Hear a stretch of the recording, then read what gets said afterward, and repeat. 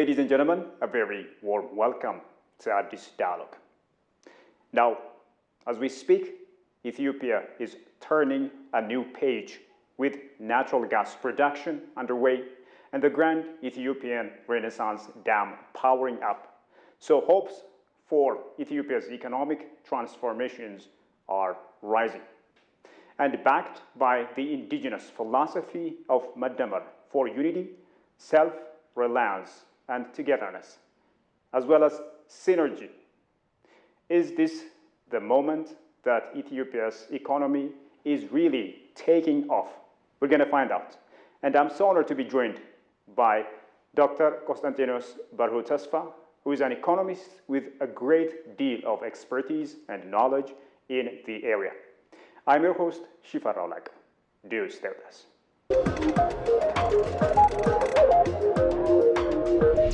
Thank you so much for your kind cooperation and, of course, for your time. It's always a pleasure. Absolutely. So let's first off talk about Ethiopia's economy and its progress. So my first question would be, is Ethiopia's economy really progressing, or are international situations such as inflation, debt, as well as conflicts holding it back despite the fact that it has already achieved huge and remarkable projects, as you know, such as the Grand Ethiopian Renaissance Dam and, of course, the commencement of the natural gas production in the country? Well, you see, the background to the economic development in Ethiopia, we need probably to see it globally first. We're coming out of a major pandemic, the COVID pandemic, that had devastated supply chains across the globe. And then, of course, we had the conflicts in Ukraine, which had greatly affected supply chains again, especially in terms of supply of wheat and fertilizers from Russia and Ukraine. And then we have the Middle East wars.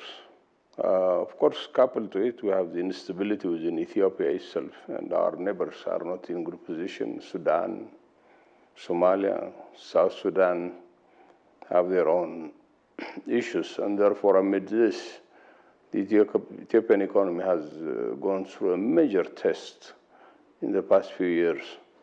Of course, the Ethiopian economy has been growing at a double digit, more than 10% for a long period of time. The Financial Times, actually, which is a normally conservative newspaper, said that between 2010 and 2020, Ethiopia was the highest growth in terms of GDP performance. But due to these difficulties, a lot of challenges came in, and of course the country is in a major policy reform when it comes to the economy. After 50 years, capital markets are again here in Ethiopia. Foreign banks are coming in. The birr currency has been now allowed to float against international currencies. So this in itself is a major achievement in terms of the economy, because if we're going to bring in investors, if we're going to be part of the international economic system, these policies need to be implemented. Of course, implementing these policies means, like the devaluation of the birr now, substantively would have important effect on the economy, especially on inflation, where imported goods and services will be very expensive. So when we look at these issues, and we have the debt pressure also on the other side. Ethiopia has been borrowing heavily for the hundreds of thousands of kilometers of roads that has built, hydropower dams, schools, clinics, towns, industrial parks. And therefore, it's very important that we look the economy against this background. Against this background, the Ethiopian economy, according to the Ethiopian government, is growing over 8%. This is a phenomenal achievement. Of course, any growth more than 5% is phenomenal today. Even countries like China, which we are growing double digits for a long period of time now, are trying hard to get to 5%. So anything more than 5% is great growth. But inflation remains a very serious concern for the Ethiopian people and the economy. Of course, from something like 30% is going down now to 13% or 14%. But even that level is very, very high. We need to bring down inflation to about 2 to 3% if it's going to be some kind of globally acceptable denominator for economic growth. What I look for is now, with the major policy changes that are coming in, and hoping that peace will prevail in parts of Ethiopia that we have challenged. And the ruling party has said that they are going to work on good governance. Good governance means curtailing corruption, curtailing illicit financial flows, curtailing illicit trade. If we do this, the next Ethiopian year, 2018, will see tremendous improvement in the economy. The fundamentals for the economy have been set up long before, around 2 decades back. But while the economy now is facing serious challenges that we mentioned earlier, then some of this challenge, or most of this challenge, can be resolved by the government and the people. So it's very important to have some kind of an inclusive dialogue on this issue between different sectors of the economy. We have professional associations like the Economic Association, the Management Association, the labor unions, the Federation of Employers. All this have an important stake in the economy. And therefore, it's very important to have this kind of dialogue at the district level, at the Woreda level, where it matters most in terms of development, because everything happens at the Woreda level, at the district level. And I have high hopes that things will change for the positive as long as the government accomplishes what it says it will accomplish. It's been a while since Ethiopia has come up with its indigenous philosophy, the philosophy of Medemer, or synergy. And the Prime Minister has recently issued his book, The Medemer State, which advocates for inclusive economic development. In this regard, what are some of your thoughts about how this philosophy can encourage more inclusive and self-reliant economic progress in the country? The book in chapter 2 actually delineates the fundamental challenge to the Ethiopian economy, even historical ones since the time of Emperor Menelik, Emperor Haile Selassie, and then the subsequent governments we had in Ethiopia. And it outlines the challenge, and I'm glad to see that the challenges are now clearly understood by the head of government, because knowing the problems is halfway to find the solutions. So the challenge to the Ethiopian economy that I raised earlier are detailed in the book in flawless Amharic language. So one challenge that it raises is participatory development. Participatory development is nothing new. In the 80s, we used it for different purposes in different parts of Africa, especially those that came from Robert Chambers at Sussex University, what you call the participatory rural appraisal, the participatory training and action. These are tools where you can bring people in the decision-making process about development. So the book outlines how do we bring in this participation and inclusiveness in development. And this is the fundamental thing lacking in the Ethiopian development ecosystem, because government comes up with policy and then government implements the policy. The room for participation of the rural people is not there, and the book says it very well. So how do we do this? It's very easy. It's a question of training. Our leaders at the Woreda level, our development workers in agriculture, health, in nutrition, in mining, in different areas of investment, should be able to talk to the local people. Unless local people understand the development initiatives, one, they will not be sustainable, and number two, they might not even succeed in the first place. So inclusiveness is a major trend in the book that comes out very often. It's very difficult for professionals to understand what inclusiveness could mean, and that's why inclusive development has become a global agenda now, especially if economic inclusion, financial inclusion, and of course democratic participation of people to select their own leaders. So the book comes up very clearly with understanding that, and then we have several tools. As I mentioned, you have the participatory learning and action, participatory rural appraisal, that would give you the tools for people to come in and participate in their own development. Still staying on the Medemer philosophy and, of course, on the book, what are some of the ways that you see in which this philosophy can help Ethiopia solve some of the challenges faced in the economic sphere? When you talk about synergy, it's easier said than done. Even in highly democratic societies where they choose their presidents every 4 years, their Congress and their parliaments, inclusion is very, very difficult.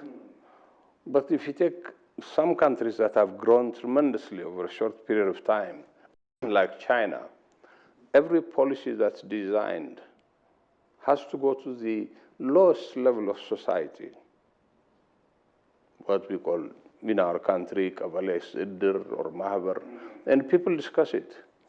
And they could foresee the impact of the policy on their own lives. And then it's filtered through the process and goes to the hierarchy of government. And that's what makes inclusive development possible. So in this, if we're going to create this kind of synergy, we need that kind of inclusion. And this is not just for economic development. It's for creating peace and security. You can't have one policeman or one soldier per citizen to keep peace and security. And therefore, it's very important people look at their own peace and security. Government intervention is required only when the rule of law is being uprooted by some individuals or groups. But historically, what we've seen in Ethiopia is that most of our societies, if you take, for example, some of the regions, there are regions where we don't even have one single court in history. And they use traditional means for peaceful settlement of disputes. And therefore, inclusion means that these people themselves will decide on their own development. In fact, there is a tendency to believe that government should do everything for the people of Ethiopia. But it's the other way around. It's the government that's dependent on the people. People pay taxes, people produce, people are responsible for creating higher GDP numbers, and therefore the idea in the book is that the government's idea is to stir development, to engineer development that people would understand, and then people will undertake development work. So when you talk about synergy, this is the kind of creating a holistic society within which society blends to have one kind of vision, one kind of aspiration, so that we will go towards one goal. The Grand Renaissance Dam is a good example of this, where that synergy was created literally like a thunderbolt. Ethiopians simply went out and started paying their own monthly salaries. People on the streets started contributing whatever they had. And that kind of synergy would create what you call citizenship. And it's the kind of citizenship that's very important to bring in peace, security, harmony, and of course, good government at the end of the day, because government is always a reflection of society. If the society is not good enough, then the government is not good enough. And therefore, it's very important, as the book says, to bring in that kind of synergy between different peoples, nations, and nationalities in Ethiopia, and of course, between different groups of people, rich or poor, middle class, or emerging into it. So as a frontier economy, Ethiopia is poised to undertake this kind of interesting developments, but that synergy must go also beyond our borders. Our neighbors are in trouble. When your neighbors are in trouble, there is a kind of precipitation of challenge that come from neighbors into other countries, and therefore it's very important Ethiopia continues to take the lead in creating a regional peace and integration in the economy around the Horn of Africa.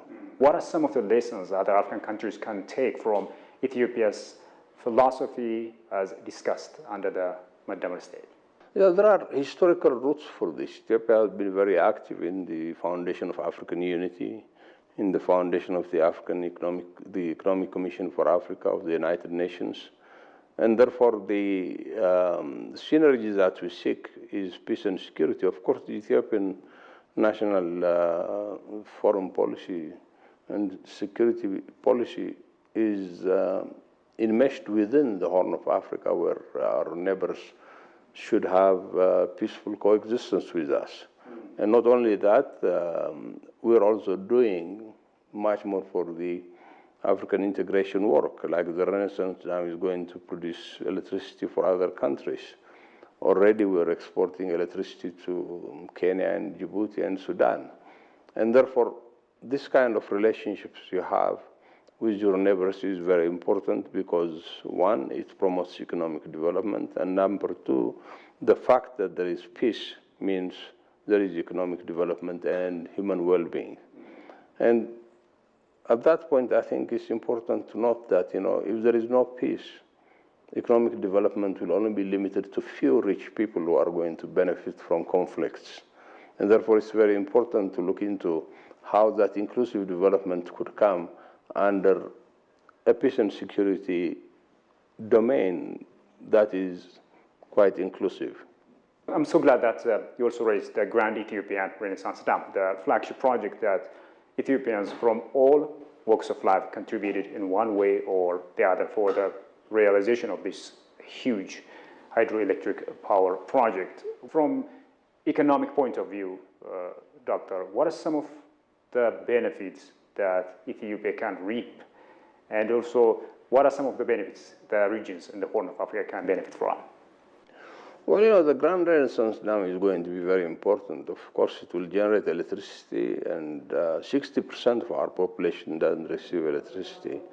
So that would definitely support the Ethiopians. It has also environmental dimension in that people will stop burning wood for energy production. But also, it will also export massive amounts of electricity to Sudan, South Sudan, potentially Chad, countries that have very, very difficult time getting electricity. The other important issue is, the Renaissance Dam has created a great lake, and therefore that lake is going to be an important source of tourism, an important source of nutrition from fish production, and also other animal husbandry projects for startups could be created around this lake. And therefore, it has a greater dimension than what we have taught before, because before the initial focus was electricity production, but definitely it has also the benefits that will accrue to our neighboring countries. Sudan has continuous flood problems because of the rainy season in Ethiopia. Of course, they are having floods now, but it's more, according to Sudanese officials, it's more of their own heavy rains within Sudan itself. But now Sudan will have enough water for its vast agricultural lands to irrigate. And for Egypt, this is a welcome situation because the Aswan Dam loses more water to evaporation than they use for irrigation. And having this water stored at the highlands of Ethiopia means that you will have less evaporation and continuous water supply for the Egyptians. Of course, the Egyptians don't want to understand this, or they don't want to agree to this because they have a monopoly on the Nile Valley control and how the water is being used according to their colonial agreements.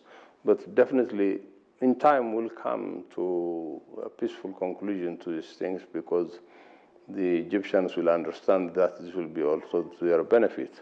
And what that means is that major economies like Ethiopia and Egypt can transform the entire East African region and North African region using the resources that they have, using the human capital they have developed. And our industrial parks would eventually, from these dams and from these lakes, would be fed agricultural products where agro-industry could thrive.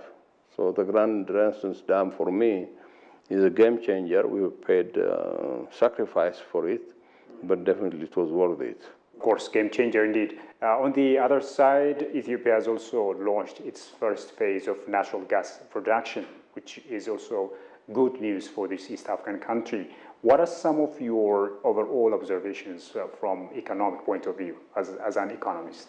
You know, when we were students at the Haile Selassie First University, 1973, we were preparing to graduate at that time. We were the last graduates of that university. And a company called Tenneco, an American company, was looking for gas and oil in the Somali region. And it announced it found the gas and the crude oil. But eventually it was suspended because they said it was not commercially viable. Since then, most Ethiopian governments that have come and gone have told us that there is gas and petroleum reserves in this place. I'm very happy that now that the gas is being harvested and is going to come to the market.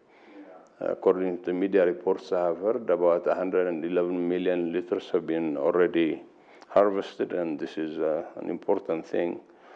The most important thing in gas is that it has to be liquefied so that it could be used in the households, in factories, and other places. And eventually, of course, we might have an opportunity to have also the petroleum crude to come out and be refined within Ethiopia, which saves Ethiopia nearly $4 billion in terms of fuel imports and fertilizer imports. The gas is also going to be used as a source of urea for the Dangote, Aliko Dangote fertilizer plant that's coming up. This means a tremendous benefit to Ethiopian farmers where the supply chain of fertilizers will be within the control of our own country. Much of the money that you spend on fertilizers is transporting them. It's like transporting sand. And therefore now, if it's produced here in country, the logistics cost will be lower. So I hope that the cost of the fertilizers coming out of that will be lower for our farmers. So this is a tremendous opportunity. And of course, you know, the Somali region is a region where major development work could be undertaken, especially agriculture. It has vast agricultural lands that can be used. We have rivers that are flowing there permanently, like Wab Chevalier. And therefore, it will open up a major agro-industrial hub within the Somali region, transforming the area from pastoralist societies into agrarian and industrial societies. Let me take you back to Ethiopia's economic reform agenda, and also let's take some time and talk about its resilience. From what you've seen and from what you've observed, and of course from some of the research that you've been conducting, how resilient is Ethiopia's economic reform agenda to external pressures coming from overseas? There will always be external pressures to any economy, and there is no question about it. Under globalization, trillions of dollars are transferred over the internet, and therefore we cannot be outside this remit of international development. And of course, you mentioned debt earlier, you mentioned inflation, and of course some of these are imported issues. Debt, of course, is all foreign, and some of it is government borrowing from our local banks here, which could be more manageable than the foreign debt. But basically, you know, in 1944, the Bretton Woods institutions, the IMF and the World Bank, were formed to regulate the world economy. IMF in terms of monetary policy, and World Bank in terms of reconstructing the economy that has been devastated by World War II. So they have tremendous amount of muscle in terms of how they deal with countries. And that's exactly what's happening with Ethiopia now. Very often, the kind of structural adjustments they demand, in the 1980s, they were devastating in Africa. They actually resulted in the regime change of 40 countries, military coups and counter coups. But today, they're a bit more careful in doing this because the IMF advice in Sudan about 3 years ago resulted in a very devastating conflict where Sudan now, the state has collapsed completely. But when we look at the Ethiopian case, these were necessary reforms that we had to undertake.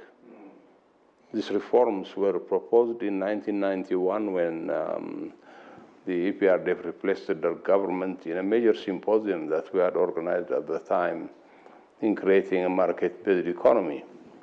And it was not accepted at that time, but definitely, had we had these reforms at that time, we wouldn't have had these problems that we see today. Because in the last 7 years, we've seen the bird devaluating so radically that it has challenged the economy in major ways. This will take time to stabilize, especially now with the formation of the different financial institutions that are coming up. And the IMF pressure for me, of course, it depends on what school of thought you're coming from. Ideologically loaded socialist thinkers would think the IMF is just playing with Ethiopia. And of course, what we know in this world today is capitalism works. There is no question about it. But how does the government use capitalism? In Europe, for example, after World War II, social democrats, Christian democrats came up, and their model was more of a social democracy. And therefore, they didn't entirely buy into laissez-faire capitalism. So within the Ethiopian situation, what are the options we have? What is the kind of prudence the government has to undertake? The recent report of the World Bank and the IMF points to the kind of gaps that we have in these areas. And it's important for the government to continuously find out these gaps and fill them with the necessary solutions. So the international pressures will remain. And now we are joining the World Trade Organization, and therefore we'll have additional pressures from the World Trade Organization in terms of respecting international rules of conduct in trade and management of our goods and services. So these are going to be creating the institutions and the rules of the game for an economic development that's going to be more sustainable and in line with the globalized world. Additionally, we have new pressures now. The US administration has, of course, suspended Ethiopia from the African Growth and Opportunity Act, but definitely we have another opportunity, the African Continental Free Trade Area, which gives us the same leverage as what AGOA has been giving us, and therefore Ethiopian companies must search for markets around Africa in terms of the production of goods and services they have here. Dr. Constantinos Berhutesfa, thank you so much for your wonderful insights and ideas. I really, really appreciate it. Thank you. It's always a pleasure to have you. Well, ladies and gentlemen, that brings us to today's deep dive into some of the economic transformations of Ethiopia and the challenges, the opportunities, and the future. A huge thank you to my guest today for his invaluable ideas and perspectives. And of course, many thanks to you, ladies and gentlemen, for having been with us so far. Until next time, keep safe and take care.